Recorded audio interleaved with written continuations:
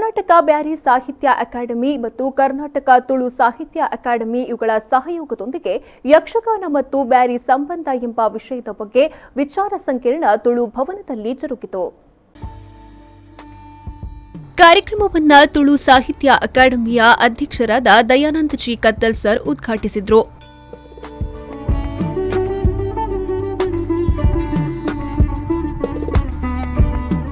ಬಳಿಕ ಮಾತನಾಡಿದ ಅವರು, ತುಳು ಮತ್ತು ಬ್ಯಾರಿ ಭಾಷೆಯ ಬಾಂಧವ್ಯ ಬೆಸೆಯಲು ಈ ಕಾರ್ಯಕ್ರಮ ಸಹಕಾರಿ. ಬಪ್ಪ ಬ್ಯಾರಿ ಸಾಹಿತ್ಯ ಕ್ಷೇತ್ರಕ್ಕೆ ನೀಡಿದ ಕೊಡುಗೆ ಅಪಾರ ಎಂದು ಹೇಳಿದರು.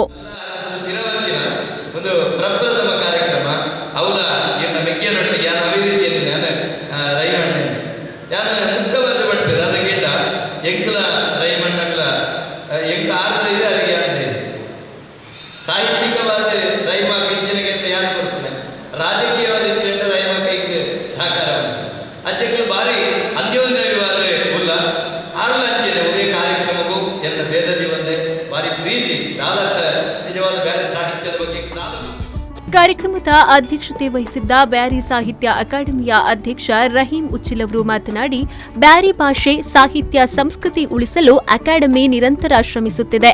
ಐತಿಹಾಸಿಕ ಗ್ರಂಥ, ಶಬ್ದಕೋಶವನ್ನ ಬಿಡುಗಡೆ ಮಾಡಲಾಗುವುದು ಎಂದು ಹೇಳಿದರು.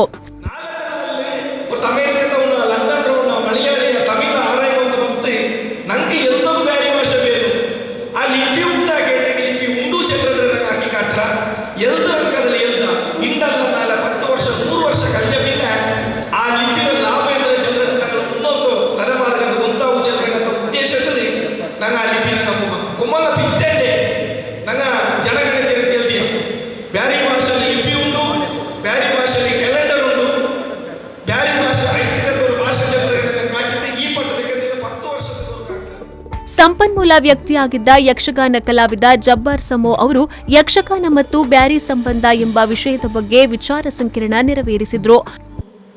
ಒಂದನ್ನು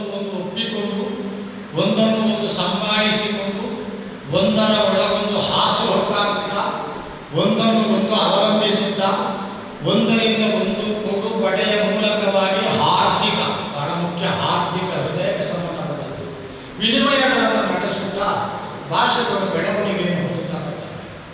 ಹಾಗಾಗಿ ನನ್ನ ಭಾಷೆ ಹೆಚ್ಚು, ಅವನ ಭಾಷೆ ಕಡಿಮೆ, ಇತರರ ಭಾಷೆ ಮಧ್ಯಮ, ಈ ತರತಮ ಎನ್ನುವುದೇ ಅವೈಜ್ಞಾನಿಕ.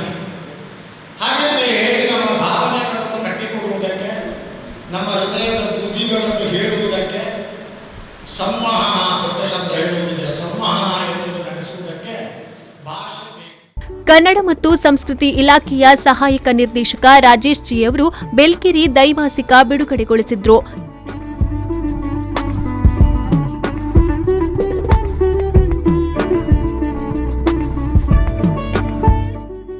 ಇದೇ ವೇಳೆ ಯಕ್ಷಗಾನ ಕಲಾವಿದ ಜಬ್ಬರ್ ಸಮೋ ಅವರನ್ನ ಸನ್ಮಾನಿಸಲಾಯಿತು.